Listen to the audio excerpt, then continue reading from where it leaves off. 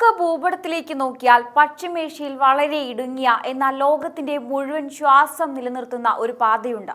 അതാണ് ഹോർമൂസ് കടലിടുക്ക്. ലോകത്ത് ഉൽപ്പാദിക്കപ്പെടുന്ന എണ്ണയുടെ അഞ്ചിലൊന്നും കടന്നു പോകുന്നത് ഈ ചെറിയ പാതയിലൂടെയാണ്. ഇറാനും ഇസ്രായേലും തമ്മിലുള്ള യുദ്ധം മുറുകുമ്പോൾ ഇറാൻ ഈ പാത അടയ്ക്കുമെന്ന ഭീഷണി മുഴക്കുമ്പോൾ ലോകം മുഴുവൻ വിറയ്ക്കുകയാണ്. കാരണം ഹോർമൂസ് അടഞ്ഞാൽ ലോകം ഇരുട്ടിലാകും, ഇന്ധനവില കുതിച്ചുയരും. എന്നാൽ ഇത്തരമൊരു അതിഭീകരമായ സാഹചര്യം മുന്നിൽ കണ്ട പ്രധാനമന്ത്രി നരേന്ദ്രമോദി വർഷങ്ങൾക്ക് മുമ്പേ ചില കരുത്തുറ്റ മുൻകരുതലുകൾ എടുത്തിട്ടുണ്ട്. ഇന്ത്യ ഈ പ്രതിസന്ധി എങ്ങനെ ബാധിക്കില്ല എന്നും മോദി സർക്കാർ ഒരുക്കിയ ആ സുരക്ഷാ കവചം എന്താണെന്നും നമുക്ക് വിശദമായി പരിശോധിക്കാം. പണ്ട് കാലത്ത് ഇന്ത്യയുടെ എണ്ണ ഇറക്കുമതിയുടെ ഭൂരിഭാഗവും ഈ ഹോർമൂസ് കടലിടുക്ക് വഴിയായിരുന്നു വന്നിരുന്നത്. അതുകൊണ്ട് തന്നെ അവിടെ ഒരു ചെറിയ അസ്വസ്ഥത ഉണ്ടായാൽ പോലും ഇന്ത്യയിലെ പെട്രോൾ പമ്പുകളിൽ വില കൂടുമായിരുന്നു. എന്നാൽ കഴിഞ്ഞ 11 വർഷത്തിനിടെ നരേന്ദ്രമോദി സർക്കാർ കൊണ്ടുവന്ന ഏറ്റവും വലിയ മാറ്റം ഇറക്കുമതിയുടെ വൈവിധ്യവൽക്കരണമാണ്. നമ്മൾ എണ്ണ വാങ്ങുന്ന രാജ്യങ്ങളുടെ എണ്ണം 27 നിന്ന് 41 ഉയർത്തി. ഇതിന്റെ ഗുണം എന്താണെന്ന് വെച്ചാൽ ഹോർമൂസ് വഴി എണ്ണ വരുന്നത് തടസ്സപ്പെട്ടാലും റഷ്യ, അമേരിക്ക, ആഫ്രിക്കൻ രാജ്യങ്ങൾ എന്നിവിടങ്ങളിൽ നിന്ന് മറ്റ് കടൽപാതകൾ വഴി ഇന്ത്യയിലേക്ക് ഇന്ധനം എത്തിക്കാൻ സാധിക്കും. റഷ്യ യുക്രൈൻ യുദ്ധസമയത്ത് പാശ്ചാത്യ രാജ്യങ്ങളുടെ എതിർപ്പ് അവഗണിച്ചും റഷ്യയിൽ നിന്ന് കുറഞ്ഞ വിലയ്ക്ക് എണ്ണ വാങ്ങാൻ മോദി എടുത്ത തീരുമാനം ഇന്ത്യയുടെ ഊർജ്ജ ഭദ്രത ഉറപ്പാക്കുന്നതിൽ വലിയ പങ്കുവഹിച്ചു. ഹോർമൂസ് കടലിടുക്ക് അടച്ചാൽ പെട്ടെന്നുണ്ടാകുന്ന എണ്ണക്ഷാമം പരിഹരിക്കാൻ മോദി സർക്കാർ സജ്ജമാക്കിയ മറ്റൊരു അത്ഭുതമാണ് സ്ട്രാറ്റജിക് പെട്രോളിയം റിസർവ്.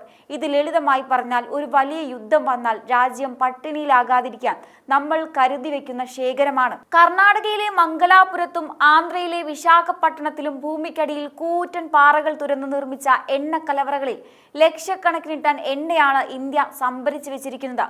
ഒരു തുള്ളി എണ്ണ പോലും പുറത്തുനിന്ന് വന്നില്ലെങ്കിലും ആഴ്ചകളോളം രാജ്യം സുരക്ഷിതമായി മുന്നോട്ട് കൊണ്ടുപോകാൻ ഈ കരുതൽ ശേഖരം മതിയാകും. ഇതിന്റെ 2ാം ഘട്ടം പൂർത്തിയാകുന്നതോടെ ഇന്ത്യയുടെ ഈ കരുത്ത് ഇരട്ടിയാകും. ലോകം മുഴുവൻ എണ്ണയ്ക്കായി നെട്ടോട്ടമോടുമ്പോൾ ഇന്ത്യക്ക് ആത്മവിശ്വാസത്തോടെ നിൽക്കാൻ കഴിയുന്നത് മോദി സർക്കാർ ദീർഘവീക്ഷണത്തോടെ നിർമ്മിച്ച ഈ എണ്ണക്കോട്ടകൾ ഉള്ളതുകൊണ്ടാണ്. സാമ്പത്തിക സുരക്ഷ പോലെ തന്നെ പ്രധാനമാണ് നമ്മുടെ മനുഷ്യ സമ്പത്തിന്റെ സുരക്ഷ. പശ്ചിമേഷ്യയിൽ മാത്രം 1 കോടിയോളം ഇന്ത്യക്കാരുണ്ട്. ഹോർമൂസ് കടലിടുക്ക് വഴി കടന്നു പോകുന്ന ചരക്ക് കപ്പലുകളിലെ ജീവനക്കാരിൽ വലിയൊരു ശതമാനം ഇന്ത്യക്കാരാണ്. അവരെ സംരക്ഷിക്കാൻ ഇന്ത്യൻ നാവികസേന ഇന്ന് അറബിക്കടലിലും ഒമാൻ ഉൾക്കടലിലും സദാസജ്ജമാണ്. ഓപ്പറേഷൻ സങ്കൽപ് പോലുള്ള ദൗത്യങ്ങളിലൂടെ ഇന്ത്യൻ കപ്പലുകൾക്ക് കാവൽ നിൽക്കുന്ന നമ്മുടെ നാവികസേന ലോകത്തിന് തന്നെ മാതൃകയാണ്. പശ്ചിമേഷ്യയിലെ ഒട്ടുമിക്ക രാജ്യങ്ങളുമായും പ്രധാനമന്ത്രി നരേന്ദ്രമോദി വ്യക്തിപരമായ സൗഹൃദം സ്ഥാപിച്ചിട്ടുണ്ട്. യുദ്ധ സാഹചര്യം ഉണ്ടായാൽ നമ്മുടെ പ്രവാസികളെ സുരക്ഷിതമായി നാട്ടിലെത്തിക്കാനും അവർക്ക് വേണ്ട സഹായങ്ങൾ ഉറപ്പാക്കാനും ഈ നയതന്ത്ര ബന്ധം വലിയൊരു മുതൽക്കൂട്ടാണ്. പ്രധാനമന്ത്രി ലോക്സഭയിൽ പറഞ്ഞതുപോലെ ഈ പ്രതിസന്ധി ഇന്ത്യക്കൊരു വെല്ലുവിളി തന്നെയാണ്. പക്ഷേ ആ വെല്ലുവിളിയെ നേരിടാൻ രാജ്യം ഇന്ന് പൂർണ്ണ സജ്ജമാണ്. യുദ്ധം തുടങ്ങുമ്പോൾ പരിഹാരം തേടുന്ന പഴയ ശൈലി മാറി. യുദ്ധം വരാൻ സാധ്യതയുണ്ടെന്ന് കണ്ട വർഷങ്ങൾക്ക് മുമ്പേ പ്രതിരോധം തീർക്കുന്ന പുതിയ ഇന്ത്യയാണ് നമ്മൾ ഇന്ന് കാണുന്നത്. ഹോർമൂസ് കടലിടുക്ക് ആരടച്ചാലും ഇന്ത്യയിലെ ജനങ്ങളുടെ ജീവിതം സ്തംഭിക്കില്ല എന്ന് ഉറപ്പുവരുത്താൻ മോദി സർക്കാർ എടുത്ത ഈ മുൻകരുതലുകൾ ലോകത്തിന് മുന്നിൽ ഭാരതത്തിന്റെ കരുത്ത് വിളിച്ചോതുകയാണ്. രാഷ്ട്രീയ വ്യത്യാസങ്ങൾ മറന്ന് രാജ്യം ഒറ്റക്കെട്ടായി നിൽക്കേണ്ട സമയമാണിതെന്ന് പ്രധാനമന്ത്രി ഓർമ്മിപ്പിക്കുമ്പോൾ അത് ഓരോ ഇന്ത്യക്കാരനും നൽകുന്ന സന്ദേശം ഒന്നു തന്നെയാണ്: നമ്മൾ സുരക്ഷിതരാണ്, കാരണം നമ്മുടെ പ്രതിരോധം അത്രമേൽ ശക്തമാണ്. ഇനി മറ്റൊരു പ്രധാന വശം, ലോകത്തെ ഏത് വലിയ പ്രതിസന്ധിയിലും ഒരു സമാധാന ദൂതനായി ഇന്ത്യയെ ലോകം അംഗീകരിക്കുന്നു എന്നതാണ്. റഷ്യ യുക്രൈൻ യുദ്ധമായാലും ഇപ്പോൾ പശ്ചിമേഷ്യയിൽ നടക്കുന്ന സംഘർഷമായാലും ലോക നേതാക്കൾ ആദ്യം വിളിക്കുന്നത് നരേന്ദ്രമോദിയാണ്. ഇത് കേവലം ഒരു സൗഹൃദമല്ല, മറിച്ച് ഇന്ത്യയുടെ വളരുന്ന സാമ്പത്തിക സൈനിക കരുത്തിനുള്ള അംഗീകാരമാണ്. യുദ്ധം കൊണ്ട് ആർക്കും ഗുണമില്ലെന്നും സമാധാന ചർച്ചകളിലൂടെ മാത്രമേ പ്രശ്നങ്ങൾ പരിഹരിക്കാവൂമെന്നും മുഖത്ത് നോക്കി പറയാൻ ഇന്ന് ഇന്ത്യക്ക് സാധിക്കുന്നു. അമേരിക്ക ആയാലും റഷ്യ ആയാലും ഇസ്രായേൽ ആയാലും അറബ് രാജ്യങ്ങളായാലും ഇന്ത്യയുടെ വാക്കിന് ഇന്ന് വലിയ വില നൽകുന്നുണ്ട്. ഈ നയതന്ത്ര സ്വാധീനമാണ് യുദ്ധഭൂമിയിൽ കുടുങ്ങിക്കിടക്കുന്ന നമ്മുടെ പ്രവാസികളെ ഒരു പോറൽ പോലും ഏൽക്കാതെ നാട്ടിലെത്തിക്കാൻ ഇന്ത്യക്ക് സാധിക്കുന്നത്. ഒടുവിലായി ഇന്ത്യയുടെ ആത്മനിർഭർ അഥവാ സ്വയം പര്യാപ്തത എന്ന ലക്ഷ്യം എങ്ങനെയാണ് ഈ പ്രതിസന്ധി ഘട്ടത്തിൽ തുണയാകുന്നതെന്ന് നമ്മൾ മനസ്സിലാക്കണം. ഇന്ധനത്തിന്റെ കാര്യത്തിൽ മാത്രമല്ല, സാങ്കേതിക വിദ്യയിലും പ്രതിരോധത്തിലും ഇന്ത്യ ഇന്ന് മറ്റു രാജ്യങ്ങളെക്കാൾ ഒരുപാട് മുന്നിലാണ്. ഡിജിറ്റൽ പേയ്മെന്റ് രംഗത്തായാലും ബഹിരാകാശ ഗവേഷണത്തിലായാലും ലോകം ഇന്ത്യയെ അത്ഭുതത്തോടെയാണ് നോക്കുന്നത്. പണ്ട് പ്രതിസന്ധികൾ വരുമ്പോൾ തകർന്നു പോയിരുന്ന ഒരു സമ്പദ് വ്യവസ്ഥയിൽ നിന്ന് ഏത് വലിയ ആഘാതത്തെയും അതിജീവിക്കാൻ ശേഷിയുള്ള ഒരു വൻ ശക്തിയായി ഇന്ത്യ മാറിക്കഴിഞ്ഞു. ഇതുകൊണ്ടാണ് ലോക്സഭയിൽ പ്രധാനമന്ത്രി ഇത്രയേറെ ആത്മവിശ്വാസത്തോടെ സംസാരിച്ചത്.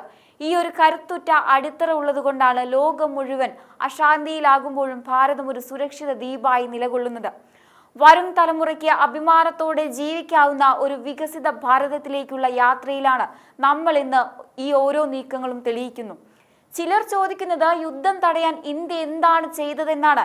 എന്നാൽ സത്യാവസ്ഥ പരിശോധിച്ചാൽ ലോകത്തെ വൻ ശക്തികൾ പോലും ഭയപ്പെടുന്ന ഒരു സാഹചര്യത്തിലാണ് ഇന്ത്യ ഒരു സമാധാന പാലമായി പ്രവർത്തിക്കുന്നത്. ഇസ്രായേൽ പ്രധാനമന്ത്രി ബെഞ്ചമിൻ നെതന്യാഹുവായും അറബ് രാജ്യങ്ങളിലെ സുൽത്താൻമാരുമായും ഒരേപോലെ സംസാരിക്കാൻ കഴിയുന്ന ലോകത്തെ ഒരേ ഒരു നേതാവ് ഇന്ന് നരേന്ദ്രമോദിയാണ്. ആരെയും പിണക്കാതെ എന്നാൽ ഇന്ത്യയുടെ താല്പര്യങ്ങൾ ഒട്ടും വിട്ടുവീഴ്ച ചെയ്യാതെ നടത്തുന്ന ഈ നീക്കമാണ് യഥാർത്ഥ നയതന്ത്രം. യുദ്ധം നടക്കുമ്പോൾ പക്ഷം പിടിക്കാനല്ല, മറിച്ച് സംഘർഷം ലഘൂകരിക്കാനും സമാധാനം കൊണ്ടുവരാനും ഇന്ത്യ നടത്തുന്ന ഇടപെടലുകൾ ലോക നേതാക്കൾ തന്നെ അംഗീകരിച്ചു കഴിഞ്ഞു. വിമർശകർ കുറ്റപ്പെടുത്തുമ്പോൾ പ്രധാനമന്ത്രി നരേന്ദ്രമോദി ശ്രദ്ധ കേന്ദ്രീകരിച്ചത് രാജ്യത്തിന്റെ അടിത്തറ ഭദ്രമാക്കാനാണ്. യുദ്ധം കാരണം ലോകത്ത് എണ്ണക്ഷാമം ഉണ്ടാകുമെന്ന് ഉറപ്പായപ്പോൾ ഹോർമൂസ് കടലിടുക്ക് അടഞ്ഞാൽ ഇന്ത്യ സ്തംഭിക്കുമെന്ന് പലരും പ്രവചിച്ചപ്പോൾ അദ്ദേഹം നിശബ്ദമായി പ്രവർത്തിച്ചു. ലോകം ഇന്ന് അത്ഭുതത്തോടെ നോക്കുന്ന മറ്റൊരു കാര്യം, അമേരിക്കൻ പ്രസിഡന്റ് ഡൊണാൾഡ് ട്രംപിനെ പോലെയുള്ള കരുത്തരായ നേതാക്കൾ പോലും നരേന്ദ്രമോദിയുടെ നയതന്ത്ര മികവിനെ എങ്ങനെയാണ് പ്രശംസിക്കുന്നത് എന്നാണ്. മോദി എന്റെ സുഹൃത്താണ്, അദ്ദേഹം ഒരു മികച്ച നേതാവാണെന്ന് ട്രംപ് പലതവണ പരസ്യമായി പറഞ്ഞിട്ടുണ്ട്. ഇന്ത്യ ഇന്ന് കൈവരിച്ചിരിക്കുന്ന ഈ മാസ്റ്റർ പ്ലാനിംഗ് കണ്ടിട്ട് ലോക ശക്തികൾ പോലും ശരിക്കും ഞെട്ടിയിരിക്കുകയാണ്. സ്വന്തം രാജ്യത്തിന്റെ താല്പര്യങ്ങൾ സംരക്ഷിക്കാൻ റഷ്യയിൽ നിന്നും അമേരിക്കയിൽ നിന്നും ഒരേപോലെ നേട്ടങ്ങൾ കൊയ്യാൻ കഴിയുന്ന ഇന്ത്യയുടെ ഈ ഇന്ത്യ ഫസ്റ്റ് പോളിസി ലോകത്തിന് തന്നെ പുതിയൊരു പാഠമാണ്. അമേരിക്കയെ പോലൊരു വൻ ശക്തിക്ക് പോലും ഇന്ന് ഇന്ത്യയെ അവഗണിക്കാൻ കഴിയില്ല എന്ന അവസ്ഥ നരേന്ദ്രമോദി ഉണ്ടാക്കിയെടുത്തു. വിമർശകർ കുറ്റപ്പെടുത്തുന്നത് തുടരുമ്പോഴും ട്രംപിനെ പോലെയുള്ള ലോക നേതാക്കൾ കാണുന്നത് മോദിയുടെ കീഴിൽ ഇന്ത്യ കൈവരിച്ച സൈനികവും സാമ്പത്തികവുമായ ഈ വൻ കുതിപ്പാണ്. പശ്ചിമേഷ്യയിലെ യുദ്ധത്തിനിടയിലും ഇന്ത്യയുടെ രൂപ തകരാതെ നിൽക്കുന്നതും നമ്മുടെ ഓഹരി വിപണി പിടിച്ചു നിൽക്കുന്നതും ഈ കരുത്തുറ്റ ഭരണത്തിന്റെ തെളിവ് തന്നെയാണ്. പണ്ട് ലോകരാജ്യങ്ങൾക്കിടയിൽ വെറും ഒരു കാഴ്ചക്കാരനായിരുന്ന ഇന്ത്യ ഇന്ന് ആഗോള കാര്യങ്ങളിൽ തീരുമാനമെടുക്കുന്ന ഒരു നിർണായക ശക്തിയായി മാറിക്കഴിഞ്ഞു. ഹോർമൂസ് കടലിടുക്ക് അടച്ചാലും ലോകം മുഴുവൻ സ്തംഭിച്ചാലും ഭാരതം തളരില്ല എന്ന് ഉറപ്പാക്കാൻ മോദി സർക്കാർ എടുത്ത ഈ മുൻകരുതലുകൾ വരും തലമുറകൾക്ക് വലിയൊരു സുരക്ഷാ കവചം തന്നെയായിരിക്കും. യുദ്ധവും പ്രതിസന്ധികളും ഉണ്ടാകുമ്പോൾ മാത്രം ഓടി നടന്ന പരിഹാരം കാണുന്ന പഴയ ശൈലിയല്ല ഇന്ന് ഇന്ത്യ പിന്തുടരുന്നത്. വരാനിരിക്കുന്ന ആപത്തുകളെ മുൻകൂട്ടി കണ്ട് അതിനുള്ള പ്രതിരോധ സംവിധാനങ്ങൾ നേരത്തെ തന്നെ സജ്ജമാക്കുന്ന പുതിയ ഇന്ത്യയാണ് ഇപ്പോൾ നാം കാണുന്നത്. ലോകം മുഴുവൻ സാമ്പത്തിക പ്രതിസന്ധിയിലാകുമ്പോഴും ഇന്ത്യ പതറാതെ നിൽക്കുന്നത് ഈ ദീർഘവീക്ഷണമുള്ള തയ്യാറെടുപ്പുകൾ ഉള്ളതുകൊണ്ടാണ്. മറ്റു രാജ്യങ്ങളെക്കാൾ ഒരുപാട് മുൻപേ സഞ്ചരിക്കുന്ന, സ്വന്തം കാലിൽ നിൽക്കാൻ ശേഷിയുള്ള ഒരു വൻ ശക്തിയായി ഭാരതം ഇന്ന് മാറിക്കഴിഞ്ഞു.